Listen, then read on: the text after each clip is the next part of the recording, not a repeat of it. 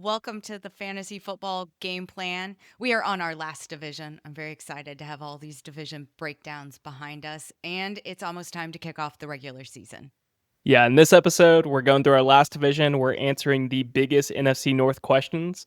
We're going to be going over whether or not Ben Johnson and Aaron Glenn is now going to provide a crack in Detroit's armor. Did the Packers finally find their go-to option?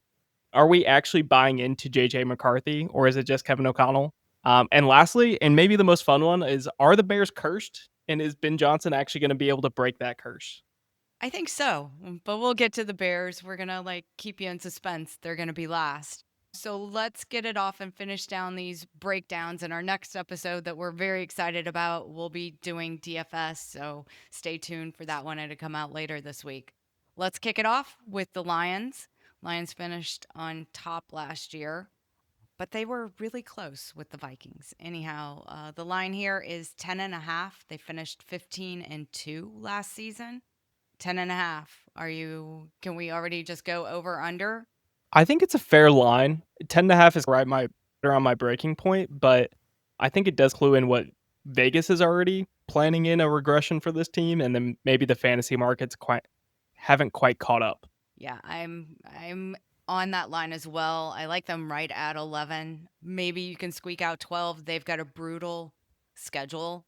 But let's go ahead and go into the changes. They lost both their offensive coordinator and their defensive coordinator.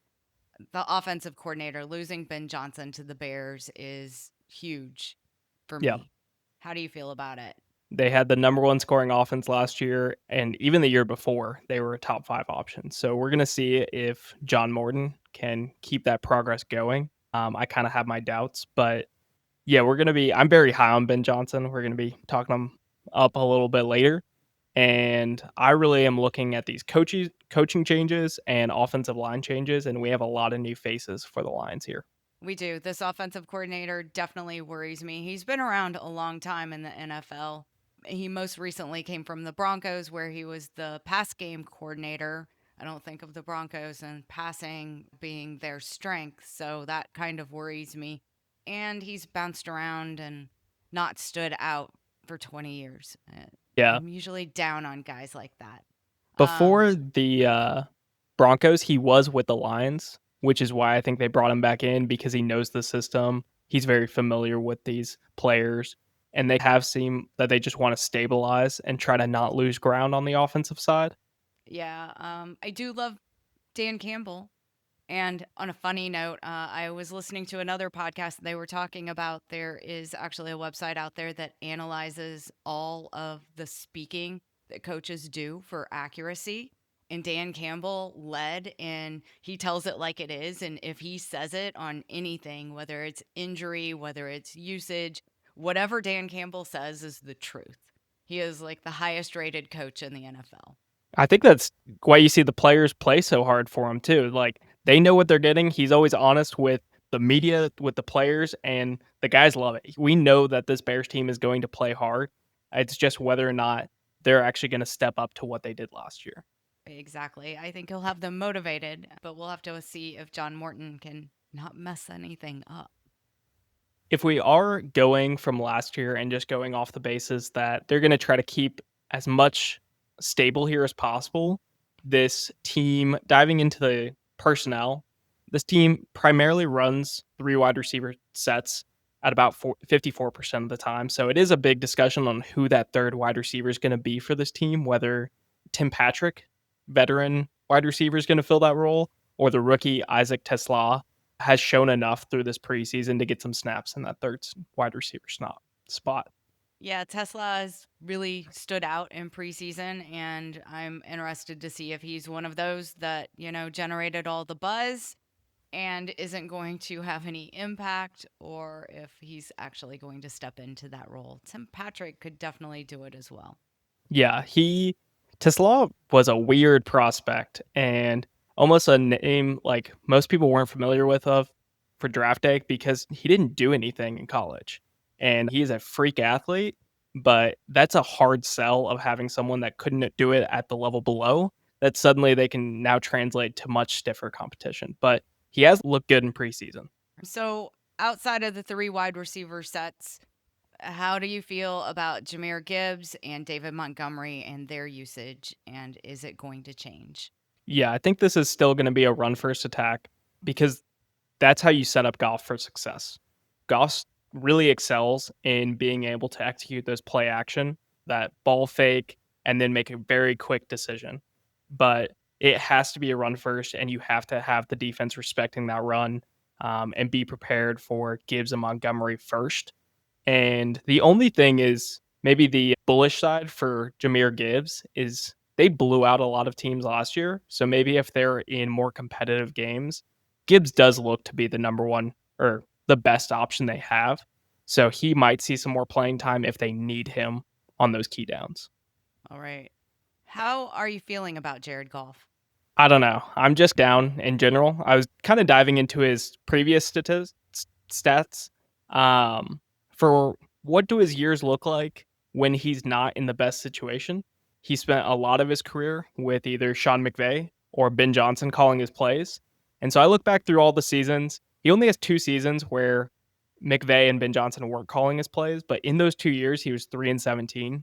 The asterisk there is it was his first year in both those systems. He was a rookie in one of those years. So not really that fair to Goff, but still 3-17 compared to the 79-35 record with those two calling the plays. His sack percentage too in those 2 years was 8.2%. So 8.2% of dropbacks he was getting sacked compared to his career average of 4.6. So we know the keys to make Jared Goff thrive, and it's a good play caller and a great line.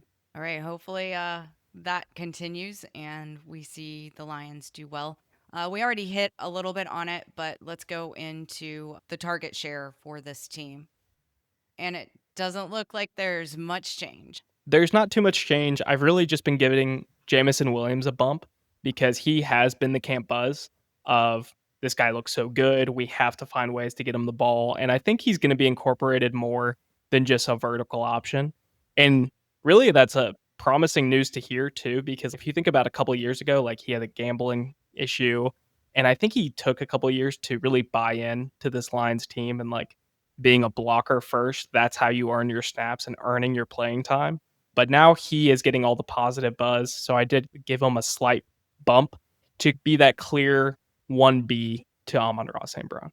I think that'll help Amon Ra as well. So Amon Ra seemed to struggle just a little bit. I felt like last year he wasn't quite as good as I thought he was going to be, but I think that Jamison Williams stepping up a little bit will help Amon Ra as well.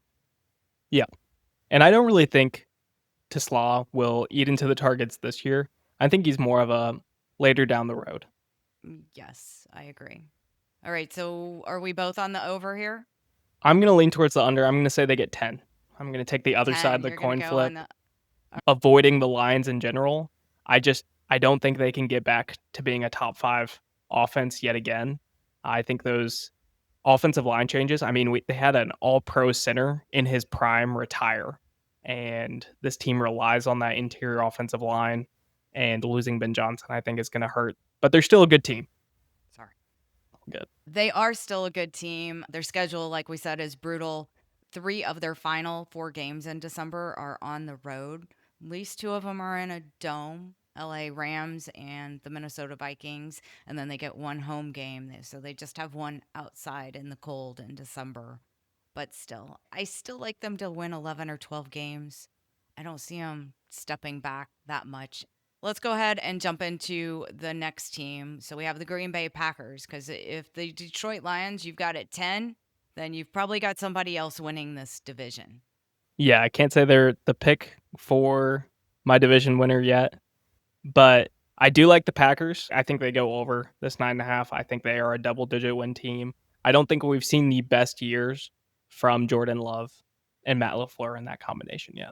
I don't either. Last year, Jordan Love went in with the curse of getting paid. I feel like anytime you get paid, then you just like have a down year and then you have to come back and prove yourself.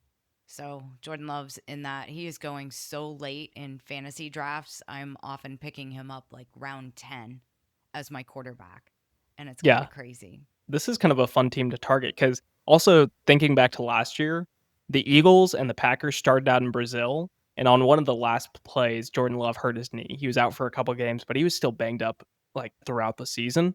And I think we're finally getting him healthy. He did have the thumb injury, but he's already back to practice. He was playing in the joint practices with the Colts like a week after, so I don't think a major issue there. Yeah, and it was surgery on his non-throwing hand, so that always goes better. So this team struggled with wide receivers, and that's where they added players in the draft. They've got two rookie wide receivers, but one, Matthew Golden, is particularly the one to talk about. Coaching changes, the coaching, and there were no coaching changes. That's stable.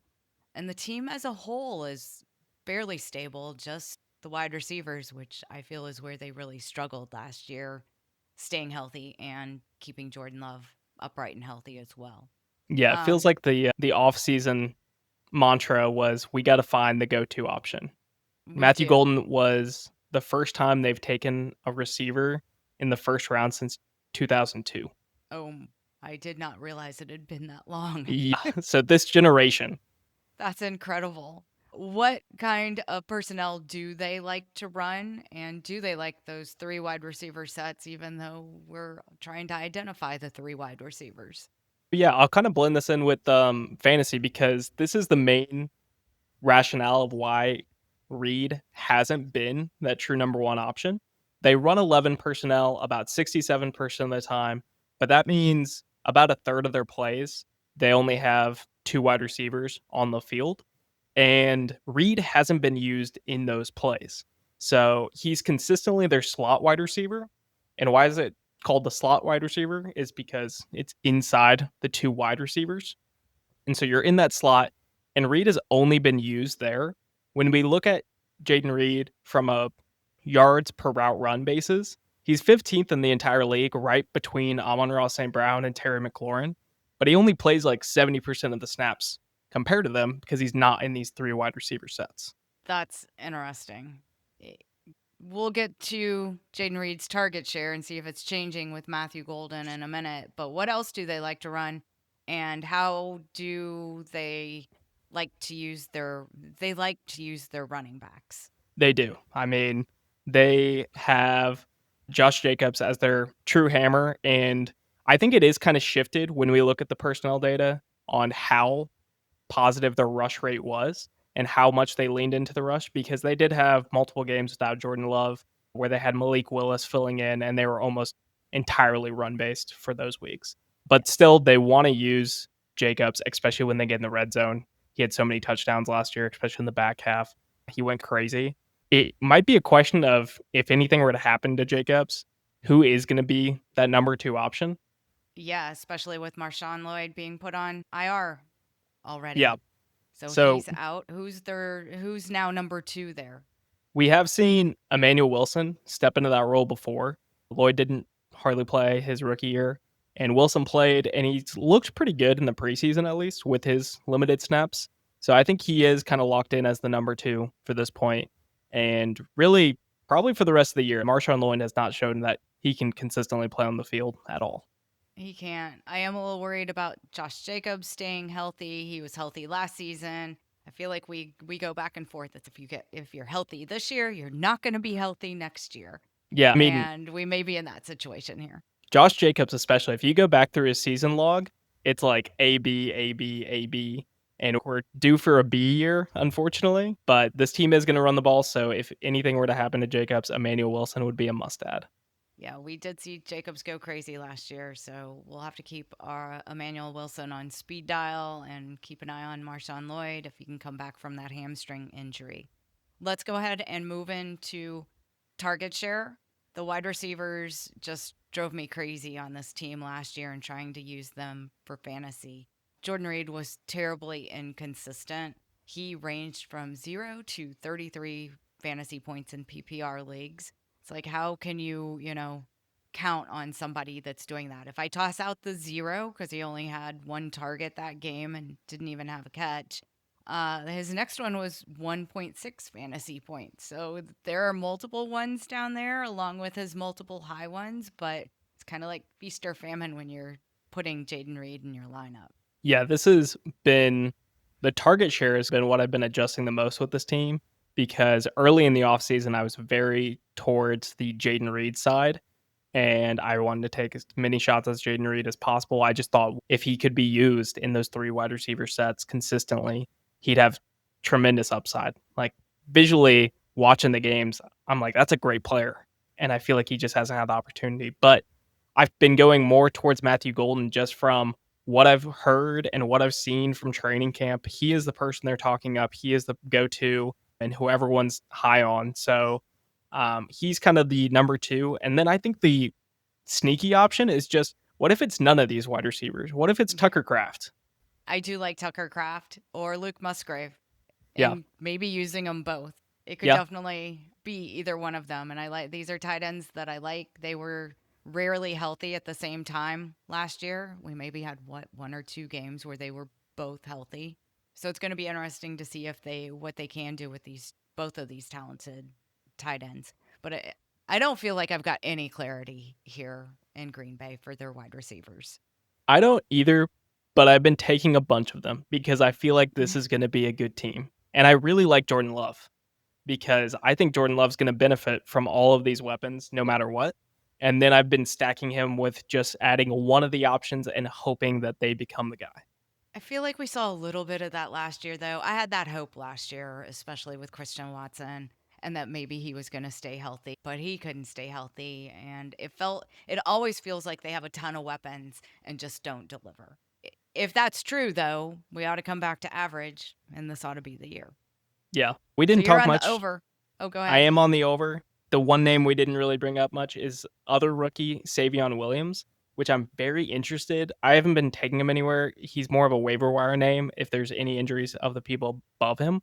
But he's really interesting to me because his comp was like Cordell Patterson. He lined up in the backfield, he lined up as quarterback, he lined up everywhere on the field. And I think with a creative play caller like LaFleur, who knows where he's actually going to line up and be used on Sundays, but he is a tremendous athlete, and I think he could bring some explosive plays to this offense. So he might be somebody fun to watch, but we're not like sticking him on our fantasy team just yet because that may drive us crazy. And if Arthur Smith can figure out how to get his hands on him, if he's like Cordell Patterson, then he will. It'll be interesting to watch that. So you said you were on the over. The line is 9.5. You're going for double digits here. I'm going double I digit. I've been going between 10 and 11. I'm going to go 10. I'm at 10. I'll go over as well. But I'm over on the Lions at 11. So I'm right at these lines, but just on the over. Let's move on to the Minnesota Vikings. Their line is 8.5, which is quite a decrease after finishing 14-3 last season. Are you buying into JJ McCarthy being great and everyone is just loving him? Or is this really just Kevin O'Connell that everyone believes in? I think I'm buying into him being very good and an offense that I want to attack. I don't think he's going to be able to repeat the numbers that Darnold put up last year, but I think he's going to be much better than your typical second year quarterback. Why? Just because I'm going to trust Kevin O'Connell at this point. We saw him get it done with Sam Darnold, who people like thought would get cut. People thought would be out of the league after what they saw in the Jets and then Carolina. And then he got I it did done not. with, yeah. I mean, he was drafted, but what we saw last year was a stark difference than anything else we had seen the rest of his career. This is true, but I was actually kind of a Sam Darnold fan, and I was surprised that they went 14-3. I think everyone was surprised they were that good, but I was not surprised that Sam Darnold had a good year. I can't buy into JJ McCarthy, and injuries are starting to be concerning on the rest of this team. We'll see. I think they're going to have to ask JJ McCarthy to do things that are going to be outside of his comfort zone, especially after sitting out a whole year and not playing anywhere. He hasn't been hit in probably 18 months now. That's, something that even experienced quarterbacks, that is something that is concerning. So now I have a rookie that is doing that. I'm going to call him a rookie because he hasn't played. even though technically he was there last year. And I don't see that ending well. And I don't know that there's anything that Kevin O'Connell can do about that. He can't ask him to do less because he's going to be in situations where he needs more. Yeah. It might be a rougher start, especially when Addison is out for a suspension. But I think as soon as he comes back, you have a lot of talent. This might be the best skill group with Jefferson, Addison, Hockenson, at least that trio. And then I think you have a really good scheme. We saw even when Kirk Cousins went down, we saw really good games that were fantasy relevant from Josh Dobbs and Nick Mullins. I am confident on the scheme. I will say that I think basically the entire fantasy community is confident on them. You aren't getting a discount from getting an unknown quarterback in JJ McCarthy. Yeah, I think you should be getting that discount, in my opinion. If things go right, what do they like to run? It is mostly a spread attack with 3 wide receiver sets, but I think they're going to lean a little bit more into the run this year, and they've shown that with their offseason moves. They brought in a couple of linemen from the Colts with Fries and Kelly, and they even spent their first round pick drafting an interior offensive lineman for their other guard spot. And then they traded for Jordan Mason. All their offseason moves have told us they want to run a little bit more and maybe take a little bit off of JJ McCarthy's plate. So that's what I would expect. And then we'll probably see more of the 12 and 21 personnel early on when Addison is suspended, and then start to shift back to the 3 wide receiver sets once they're all healthy. Yeah, I do like the running back room. Aaron Jones and Jordan Mason, both talented, both struggle with injury. So hopefully one of those will always be healthy. And then they toss in Ty Chandler. He's always been an adequate running back in a pinch, not necessarily for your fantasy team, but for this team. My concerns are Justin Jefferson and the health of Jefferson hamstring injury that is flaring up again. And I know they've kind of shut him down for preseason right now. He didn't do anything really. But previously, not last year, but the year before that, he had a hamstring injury. And I believe he missed 7 games in 2023 with a hamstring injury, same hamstring.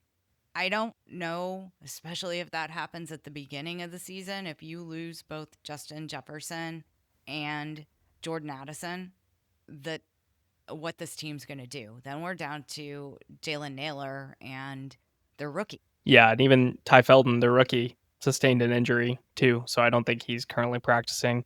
It really is going to come down to Jefferson's health. It was very promising that he returned to practice, and ideally you're like, all right, it's preseason, they're hopefully just taking it slow. We know if he's out there on the field, he's one of the best wide receivers in the game. But and then they also had Rondale Moore that they brought in just for depth, and he's out for the season. So this wide receiver room got very shallow, very quick, and then a suspension on top of that.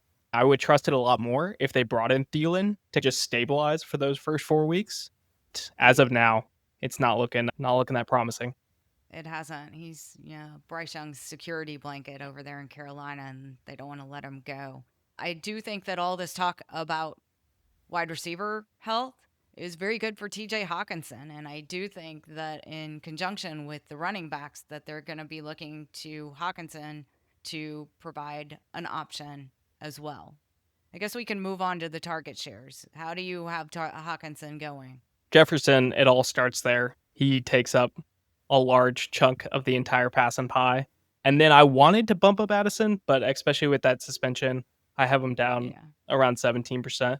And then it is Hockenson is that clear number 3 option for this and number 2 option while Addison's gone. So I really like him to get off to a hot start. I think he's a fun option to take. And he's been slipping in drafts. So I do like him. And then I like the running back room for this team. I do have some Naylor in my best ball leagues just for the beginning of the season. Could get them pretty late. Anything else on this team?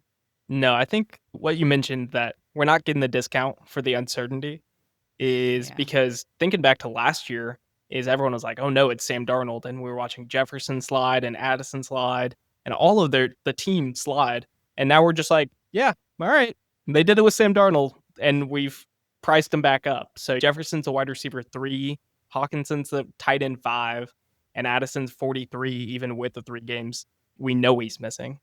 It's going to be very interesting. And the Vikings start the season on the road against the Bears. Bears, in my opinion, are the most interesting team to talk about in this division. And we're going there right after we decide, are you over or under 8.5 for the Vikings? I'm going to go just under. I'm going to say they get to 8. That's going to be a big drop over Sam Darnold. They should have kept Sam Darnold then. Yeah, I think I'm not as high on this defense as others either, so I think it's not going to really complement one another. Yeah, I'm with you. I'm right at 8 and on the under for the Vikings. I don't think things go quite right this year for the Vikings. Let's get to the Bears. Bears are also at 8.5, and we'll at the end make the decision if we are on the over or under for that. Last year was 5-12.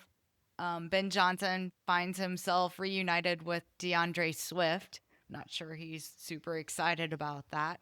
He's got to be a little concerned. How do you feel about Ben Johnson? I do think he's one of the best play callers in the game, and I think not only that, but I think he's going to bring a level of professionalism to this team. One of my notes from last year of how I was feeling, I was looking back into 2024 previews, and one of my notes was like, give the Bears a year because I hated that coaching staff. Shane Waldron, he like ruined the Seahawks for the year, and then the Bears brought him in, and that was a joke. And then their coach, I'm blanking on his name right now, but we saw like the Hail Mary play against the Commanders. We saw him not Yeah. use a timeout on the Thanksgiving game, Yeah, and that gosh, was it was a mess. It was definitely a mess. I'm excited for Caleb Williams to get Ben Johnson. I think this is exactly what he needs. Unfortunately, he didn't have him last year, but they still came away with 5 wins. So if Ben Johnson can work his magic here with Caleb Williams, it's going to be great.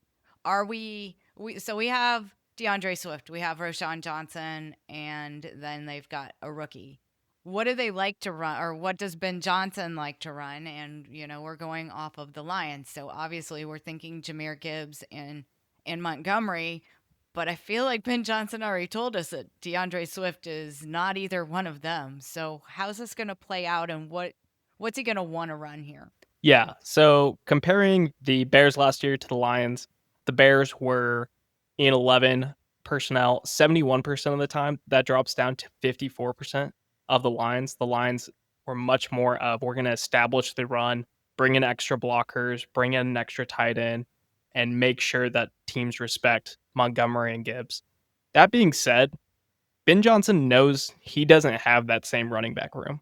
And I'm going to give him enough credit to say that he's going to kind of shape his packages to who he does have. And what this team really excels at is their wide receiver room. They took Odunze in the top 10 last year. They paid DJ Moore. And then they have some really good complementary options with Luther Burden as a rookie and even Zacchaeus from Commanders, like showed some burst last year with Jaden Daniels. So they have a really deep wide receiver room. I think this team is going to be right in the middle between what we saw of the Bears and the Lions, probably around that like 65% for 3 wide receiver sets. Yeah, the 3 wide receivers, and then they did bring in an extra tight end. So I feel like we've all just kind of discounted Cole Kmet, who actually had a decent year last year when he was healthy too. But then they brought in Colston Loveland, the rookie, and there's been lots of buzz about Loveland, but I feel like we all just forgot Kmet. What is Loveland good at? Is he a blocker? Is he a passing back? What can we expect from this tight end? Loveland is almost entirely a passing back. He's kind of struggled in the running game, but he was Michigan's number one target for their offense. He actually accounted for 30% of Michigan's passing offense last year. So he was the clear number one on that team.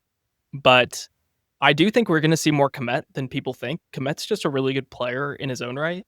And he's also, this team is heavily invested in him. He's one of the highest paid tight ends still in the league. I think you're going to have a lot of moments where Caleb threw a touchdown and are cheering for your Loveland pick and then realize that it's Kmet. So I think we are going to see 12 packages of them mixed in, but I'm expecting Loveland to get off to a slower start than like fellow rookie Tyler Warren. I am too. And he's coming off of shoulder surgery that everyone's just kind of discounted. And it was a grade 5 dislocation. So that surgery is not an easy one to just come back from, and his range of motion is probably going to be a little limited. Yeah. And we always see the line or tight ends are notorious for having slower starts. So if Yeah, he doesn't do it this year, remember it going into next offseason that he is still probably a great player. Probably is just going to take a little bit of time for him to carve out his role. I think I'll like him a lot better next year. Let's go over the whole target share here since we have been all over these wide receivers. And I do feel like they have a really great set of wide receivers in Chicago. Yeah, this is one of my biggest bets is on Rome Odunze. I think him and DJ Moore will basically be neck and neck as far as who the number one option is. I think Odunze actually is going to see a higher snap count, but DJ Moore is going to be used in those very creative packages, probably from the backfield sometimes, getting involved in the screen game. And I'm just a little more concerned with DJ Moore later in the year that I think Luther Burden might start to get on the field more and more, while Rome Odunze is going to be locked in as that X wide receiver. I totally agree with that. I really like Romo Dunze, and I've been taking him in leagues because he seems to be at a discount. I don't know if people are just on DJ Moore, if they're just off of the whole Bears offense in general, but I do really like this team, and I do believe in Ben Johnson. And that's what it comes down to a lot of times for me is do I believe in the coach, and can that coach figure out how to get things done? I also, on the Vikings, I believe in their coach too. I just feel like they've got too much going on and too many injuries to deal with that this team doesn't have. Yeah, I think the Bears got the largest upgrades on offensive line. We saw them get some of the priority ads. We saw them add Joe Tooney from the Chiefs. We also saw them add Drew Dahlman to this roster as well, and Jonah Jackson, who was a longtime Lions. So I'm excited for this offensive line being better and bringing that sack rate down for Caleb and giving him a little bit more time to throw. It just looked like a mess last year. And I want to, I kind of dug deep into the first quarterback taken in all of these drafts for the past decade. Because typically, the first quarterback taken, they carry a lot of expectations, but they're drafted to such a bad situation. It takes a couple of years for them to actually show that talent. Normally, when a quarterback is taken the first spot in the draft or the first quarterback taken in the draft, they average less than 4 wins, less than 215 yards per game, and only a 3% touchdown rate. In year two, that jumps to over 8 wins, over 230 yards per game, and about a 4.6 touchdown rate. If we see that growth, that normal growth in Caleb Williams, then that would put him over 31 touchdowns this season. I'm excited, and that's without the offensive line and the coaching changes. So I'm really excited for what this Bears team can do. I'm excited too. I think that's what's going to happen. I'm on the over for the 8.5. Where are you? I'm on the over. How are you going to line up these teams for this division? This is the best division, I think, in football and the most competitive. Well, the most competitive. I don't know that this is the best division, Between but this one and the AFC West, I would say it's neck and neck. yeah, I love the AFC West, but this one is definitely competitive. I'm gonna go. Let's see. This one's hard. Lions, Packers, Bears, Vikings. I'm going to go Bears do the fourth place to first. There's always a couple of them. And then Packers, Lions, Vikings. Wow, Bears to first in the division. Yeah, There's the call. there's So, the do you have money on that one? I think I have a little bit, yeah. All right, Them and the you've at Cardinals are least my got long the shot divisions. you've at least got the over on the Bears. I do. All right. That wraps up our division breakdowns. Thanks for hanging with us, and the season's here. Yes, we are very excited about our DFS episode next. We are diving into week one. We finally get to build up those lineups. We get to go through stacks, values, and different traps along the way. Yeah, so hit the subscribe button so you don't miss anything. And this is the Fantasy Football Game Plan, and we'll see you next time. Thanks.